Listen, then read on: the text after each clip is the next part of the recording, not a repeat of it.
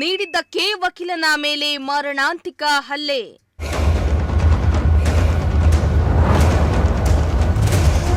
ಹಲ್ಲೆ ಖಂಡಿಸಿ ಪಾವಗಡದಲ್ಲಿ ವಕೀಲರ ಸಂಘದಿಂದ ಪ್ರೊಟೆಸ್ಟ್. ಅಷ್ಟೇ ಹೇಳಿದ್ವಿ, ಜನನು ರೋಜ್ಗೆದ್ದವ್ರೆ. ಏನ್ ಅರ್ಥ ಇದು? ಎಲ್ಲ ರಾಜಕಾರಣಿಗಳ ಕುಮ್ಮಕ್ ಮಾಡ್ಕೊಂಡು ಅವ್ರನ್ನ ಓಲೈಸೋದೇ ಆಗೈತಲ್ಲ ಬಿಟ್ರೆ ನೀವೇನ್ ನ್ಯಾಯ ಕೊಡ್ತೀರಿ?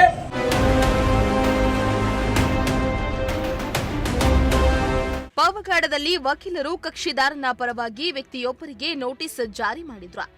ಇದೇ ಕಾರಣಕ್ಕೆ ವಕೀಲ ಸುಧಾಕರ್ ಮೇಲೆ ಕೆಲವರು ವ್ಯಕ್ತಿಗಳ ಗುಂಪು ಮಾರಣಾಂತಿಕ ಹಲ್ಲೆ ಮಾಡಿದ್ರು. ವಕೀಲರ ಮೇಲಿನ ಹಲ್ಲೆಯನ್ನ ಖಂಡಿಸಿ ಇಂದು ಪಾವಗಡ ಪಟ್ಟಣದಲ್ಲಿ ವಕೀಲರ ಸಂಘದಿಂದ ಪ್ರತಿಭಟನೆಯನ್ನ ನಡೆಸಲಾಯಿತು.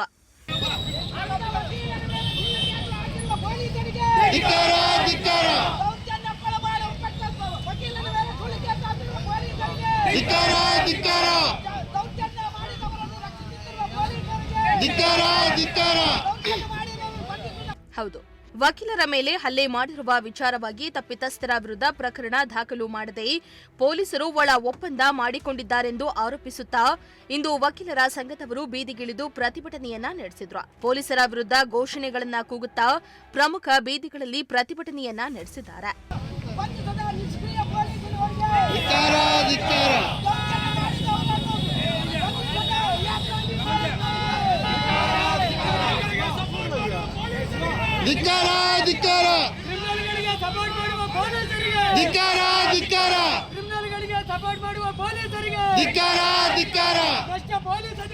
ಇನ್ನು ಪಾವಗಡ ತಾಲೂಕಿನ ದವಡೆಬೆಟ್ಟ ಗ್ರಾಮದಲ್ಲಿ ಮಂಗಳವಾರ ವಕೀಲನ ಮೇಲೆ ಮಾರಣಾಂತಿಕ ಹಲ್ಲೆ ನಡೆದಿತ್ತು. ಹಲ್ಲೆಗೀಡಾದ ವಕೀಲ ಸುಧಾಕರ್ ಮಾಧ್ಯಮ ಬಳಿ ಮಾತನಾಡಿ, ನನ್ನ ಕಕ್ಷಿದಾರರ ಸಮಸ್ಯೆಯ ವಿಚಾರವಾಗಿ ನೋಟಿಸ್ ಅನ್ನ ಜಾರಿ ಮಾಡಿದ್ದೆ. ಮಂಗಳವಾರ ಬೆಳಗ್ಗೆ ನ್ಯಾಯಬೆಲೆ ಅಂಗಡಿಗೆ ಹೋದಂತಹ ಸಮಯದಲ್ಲಿ 4-5 ಜನ ನನ್ನನ್ನ ಗುಂಪುಗಟ್ಟಿ ಮಾರಣಾಂತಿಕ ಹಲ್ಲೆ ನಡೆಸಿದ್ರು. ನಂತರ ನನ್ನ ಮೈಮೇಲಿದ್ದಂತಹ ಬಟ್ಟೆಯನ್ನ ಕಿತ್ತಾಕಿ ತದನಂತರ ಪಕ್ಕದಲ್ಲಿರುವಂತಹ ದೇವಸ್ಥಾನದಲ್ಲಿ ಕೂಡಹಾಕಿದ್ರು ಎಂದಿದ್ದಾರೆ.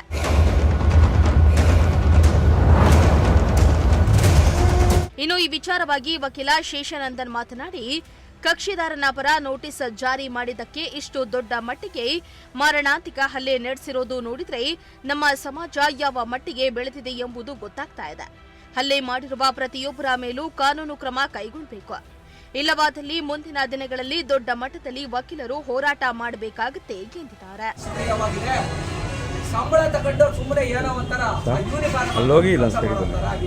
ಅವ್ರು ನೋಡಿ ನಾನು ಕನಿಕರ ಪಡ್ಬೇಕಾ, ಅಸೂಯೆ ಪಡ್ಬೇಕಾ, ಪಾಪ ಮಾಡ್ಕೊಳ್ಬೇಕು ಅಂತ ಅರ್ಥ ಆಗ್ತಲ್ಲ. ಯಾಕಂದ್ರೆ ರಾಜಕಾರಣಿಗಳ ಕುಟುಂಬಕ್ಕೂ ಕೈಗೊಂಬಾಗಿ ಕೆಲಸ ಮಾಡಾಕಿದೆ. ಅವ್ರು ಉಸಿರಾಡಂಗಿಲ್ಲ, ಆ ಮಟ್ಟಕ್ಕಾಗಿದೆ ಪೊಲೀಸ್ ಇಲಾಖೆ.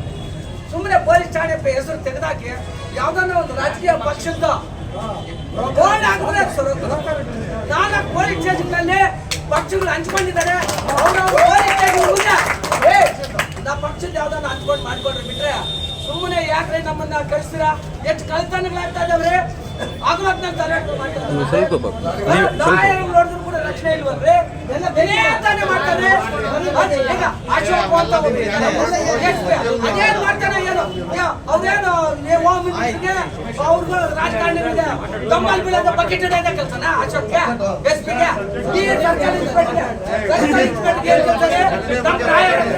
ನಾವು ಹೋದ್ರೆ ನಮ್ಮ ಅಮಾಯಕ ಸುಧಾಕರ್ ಮೇಲೆ ಸುಳ್ಳು ಕೇಸಕ್ಕೆ ಅವ್ರ ಫ್ಯಾಮಿಲಿ ಆಗ್ತಾರೆ. ಅಂದ್ರೆ ಇವ್ರೆಂತ ನೀತಿ ಕೆಟ್ಟವರು, ಇಂಥ ಮಾನಗಟ್ಟವರು, ಲಚ್ ಕೆಟ್ಟವರು ಅಂತ ಈ ಇಲಾಖೆ ಬಗ್ಗೆ ನಮ್ಗೆ ಬಹಳ ಗೌರವ ಐತ್ರಿ. ಫಸ್ಟ್ ನಮ್ಮ ಏನೇ ಆಗ್ಲಿ ಇಲ್ಲಿ ಈ ಸುರೇಶ್ ಆಗಿರ್ಬೋದು, ಇನ್ನೊಬ್ಬ ಕೇಸ್ ಆಗಿರೋದ್ರ ಬಿಟ್ಟು ತಕ್ಷಣ ಅವ್ರನ್ನ ಸಸ್ಪೆಂಡ್ ಮಾಡಿ ವರ್ಗಾವಣೆ ಮಾಡಿದ್ರೆ ಅಂತೂ ಬಚಾವಾಗ್ತಾರೆ. ಬಿಟ್ರೆ ಇಲ್ಲಾಂದ್ರೆ ಬಹಳ ತೀವ್ರವಾಗಿ ಜನಾಂದೋಲನ ಮಾಡ್ಬೇಕಾಗ್ತದೆ. ಇಲ್ಲ ನಾವಂತೂ ಇಳಿಬೇಕಾಗ್ತದೆ. ಅಷ್ಟೇ ಹೇಳಿದ್ವಿ, ಜನನು ರೋಜ್ಗೆದ್ದವ್ರೆ.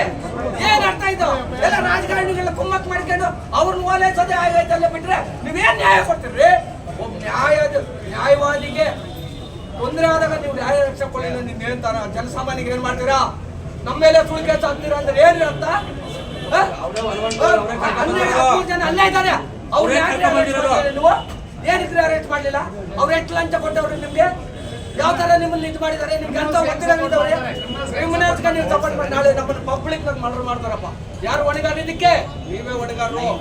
ನೀವೇ ಏವನ್ನ ಆಗ್ಬೇಕು. ಯಾರು ಅಲ್ಲಿ ತಾಲ್ಲೂಕು ತಡಿ ಇರ್ತಾನೋ ಇಲ್ಲಿ ಪೊಲೀಸ್ ಸ್ಟೇಷನ್ ಎಡ್ಡಿರ್ತಾನೋ ಅವನೇ ಹೊಣೆಗಾರ ಆಗ್ಬೇಕಾಗ್ತದೆ.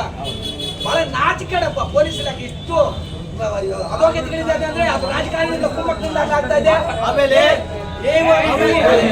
ಮಾಡ್ಕೊಬಂದ್ರಿ ನೀವು ಸರಿಯಾಗಿ ಡ್ಯೂಟಿಗಳು ಮಾಡ್ರಿ, ಬರೀ ನ್ಯಾಯ ಒದಗಿಸ್ಕೊಡ್ರಿ ಜನಕ್ಕೆ.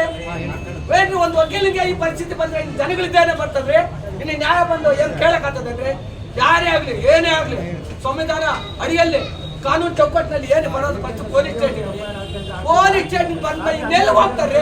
ಇನ್ನು ವಕೀಲ ರವೀಂದ್ರ ಮಾತನಾಡಿ, ವಕೀಲರ ಮೇಲೆ ಇಷ್ಟು ಮಟ್ಟಿಗೆ ಹಲ್ಲೆ ನಡೆಸ್ತಾ ಇರುವುದು ನೋಡಿದ್ರೆ ಸಮಾಜ ಯಾವ ದಿಕ್ಕಿನಡೆಗೆ ಹೋಗ್ತಾ ಇದೆ ಅನ್ನೋದು ತಿಳಿತಾ ಇಲ್ಲ. ಪೊಲೀಸರು ವಕೀಲರ ಮೇಲೆ ಮಾಡಿರುವ ವ್ಯಕ್ತಿಗಳ ಬಗ್ಗೆ ಸೂಕ್ತ ತನಿಖೆಯನ್ನ ನಡೆಸಿ ಅವರ ವಿರುದ್ಧ ಪ್ರಕರಣವನ್ನ ದಾಖಲು ಮಾಡಿ ಕಾನೂನು ಕ್ರಮ ಕೈಗೊಳ್ಳಬೇಕೆಂದು ಒತ್ತಾಯಿಸಿದ್ರು.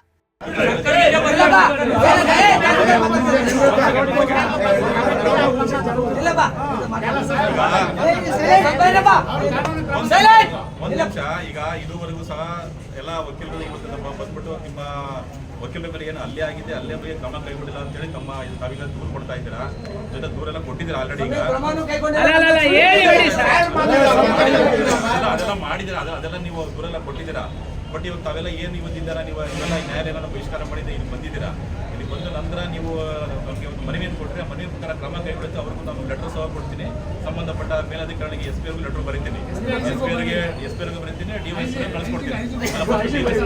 ಡಿವೈಎಸ್ಪಿ ಇಂಪಾರ್ಟೆಂಟ್ ಬರ್ತಾರೆ. ಡಿವೈಎಸ್ಪಿ ಅವರು ಮತ್ತೀಗ ಅನಂತರ ಸಂಬಂಧಪಟ್ಟ ಇವರಿಗೆ ಎಸ್ ಪಿ ಅವ್ರಿಗೂ ನಾನು ಲೆಟರ್ನ ಫಾರ್ವರ್ಡ್ ಮಾಡ್ತೀನಿ. ಪ್ಲಸ್ ಇವರು ಸರ್ಕಲ್ ಇನ್ಸ್ಪೆಕ್ಟರ್ ಸಹ ಅದ್ರ ಬಗ್ಗೆ ಕ್ರಮ ಕೈಗೊಂಡು ಅದಕ್ಕೆ ಯಾರ್ಯಾರು ಈಗ ಅರೆಸ್ಟ್ ಮಾಡಬೇಕಿನ್ನು ಮತ್ತೆ ಯಾರ್ಯಾರು ಅರೆಸ್ಟ್ ಮಾಡಿಲ್ಲ ಅದ್ರ ಬಗ್ಗೆ ಕ್ರಮ ಕೈಗೊಂಡು ಅರೆಸ್ಟ್ ಮಾಡೋದಕ್ಕೆ ನಾವು ಸೂಚನೆ ಕೊಡ್ತೀವಿ. ಈ ವೇಳೆ ಹಿರಿಯ ವಕೀಲರಾದಂತಹ ಮಾಜಿ ವಕೀಲರ ಸಂಘದ ಅಧ್ಯಕ್ಷ ಆಂಜನೇಯಲು, ವಕೀಲ ಪಾಂಡುರಂಗಪ್ಪ, ರಘು, ಜಯಸಿಂಹ, ಪ್ರಭಾಕರ್ ರೆಡ್ಡಿ, ಜಯಣ್ಣ ಇನ್ನು ಅನೇಕ ವಕೀಲರು ಆಸ್ಪತ್ರೆಗೆ ಭೇಟಿಯನ್ನ ನೀಡಿ ಹಲ್ಲೆಗೊಳಗಾದ ಸುಧಾಕರ್ರನ್ನ ಮಾತನಾಡಿಸಿ ನಿಮ್ಮ ಜೊತೆ ವಕೀಲ ಸಂಘ ಇದೆ ಎಂದು ಧೈರ್ಯವನ್ನ ತುಂಬಿದ್ದಾರೆ. ಇಮ್ರಾನುಲ್ಲಾ, ಪ್ರಜಾಶಕ್ತಿ ಟಿವಿ, ಪಾವಗಡ.